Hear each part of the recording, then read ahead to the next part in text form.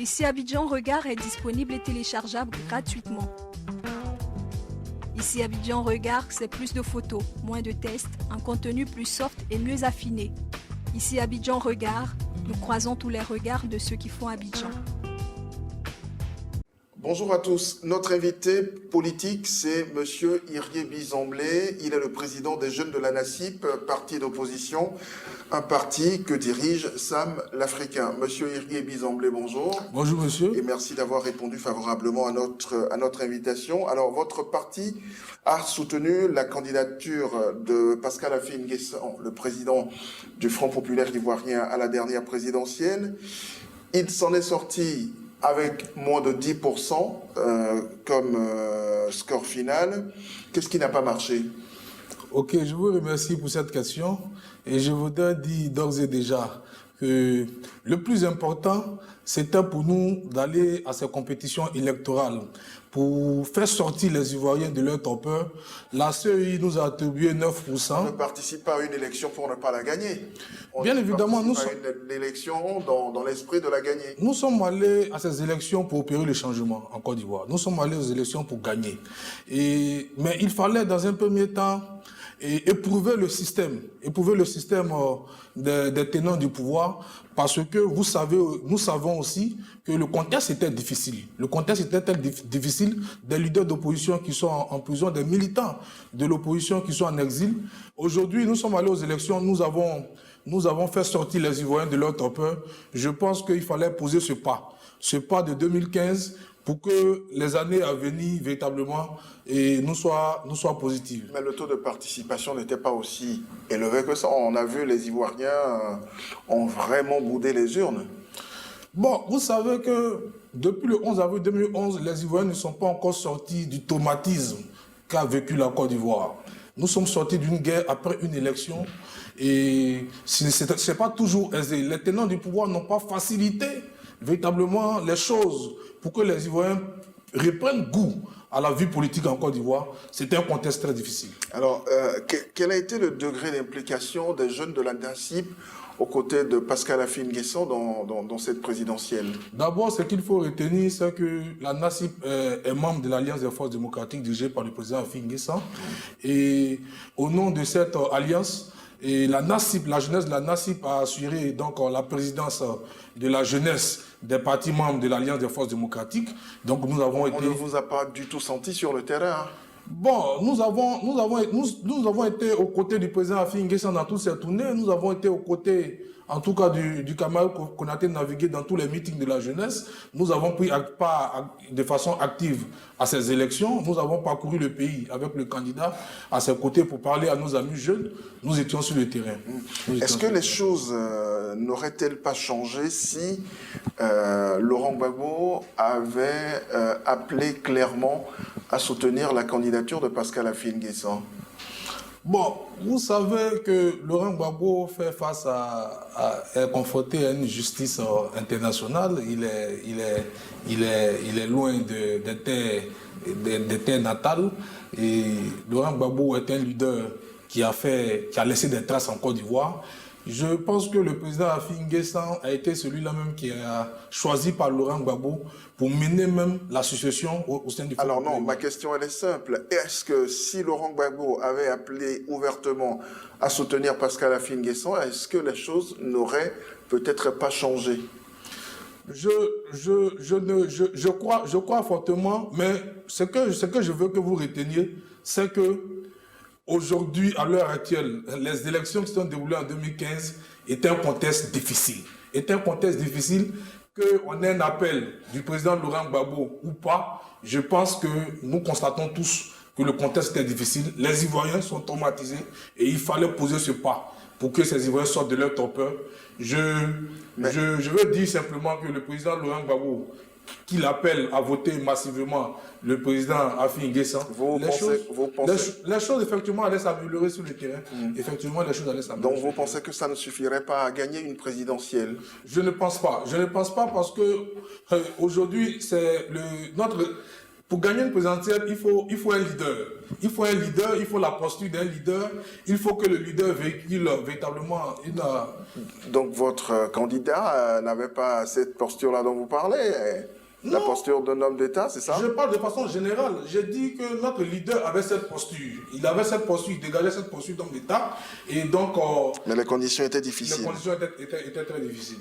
Alors, pour vous qui êtes un allié du Front populaire ivoirien, est-ce que c'est encore possible une réconciliation entre le bloc Pascal Affi-N'Guessan et le bloc Sangaré?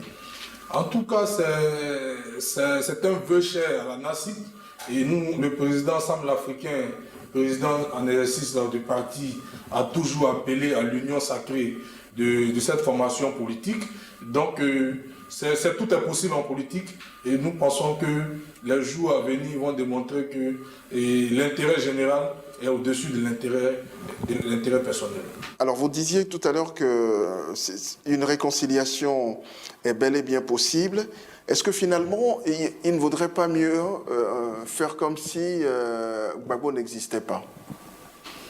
Faire comme si Gbagbo n'existait pas... Et avancer. C'est véritablement un peu tôt dit. Laurent Gbagbo est un symbole pour toute l'opposition aujourd'hui en Côte d'Ivoire. Mais ce que nous aimerions dire à l'ensemble de la population ivoirienne, c'est que Laurent Gbagbo nous enseignait des valeurs. Il nous enseignait des valeurs. Lesquelles? Ce sont des valeurs des valeurs démocratiques. Ce sont des valeurs de dialogue. Et donc, aujourd'hui, à son absence, il nous faut véritablement épouser ces valeurs-là et aller de l'avant. Et vous pensez que Pascal Affi-N'Guessan épouse vraiment ces valeurs-là? Oui, bien évidemment. Je pense qu'il dégage cette chaleur, il tend toujours la main à ses frères qui ne partagent pas véritablement la même démarche que lui, mais il reste attaché. À travers son comportement, il reste attaché véritablement au fondement du Front populaire ivoirien que nous connaissons tous. On reproche souvent aux jeunes de la NACIP de ne pas être très présents sur la scène politique nationale. Pourquoi? On ne vous sent pas, on ne vous voit pas, on ne vous voit pas trop. La question qui mérite d'être posée, c'est pourquoi la jeunesse de la NACIP ne communique pas autour de ces actions. Et vous savez que c'est la faute à qui? Bon, et effectivement, c'est pas une faute, ça peut être une stratégie pour l'heure, parce que nous sommes une jeune formation politique. Nous avons décidé de travailler véritablement de façon sérieuse et de façon stratégique à l'implantation de nos différentes bases. Maintenant que les choses sont faites, je pense que le vide sera très rapidement comblé par une large communication après donc le bilan de ces élections présidentielles. Alors bientôt les élections locales, on les annonce pour, je crois, octobre prochain. Il y aura les municipales, il y aura les législatives. Je crois savoir que la NACIP va y participer. Est-ce que vous y pensez déjà, en tout cas pour ce qui concerne les jeunes que vous êtes, est-ce que vous y pensez déjà? Bien évidemment, je pense que tout parti politique aspire un jour à conquérir le pouvoir d'État.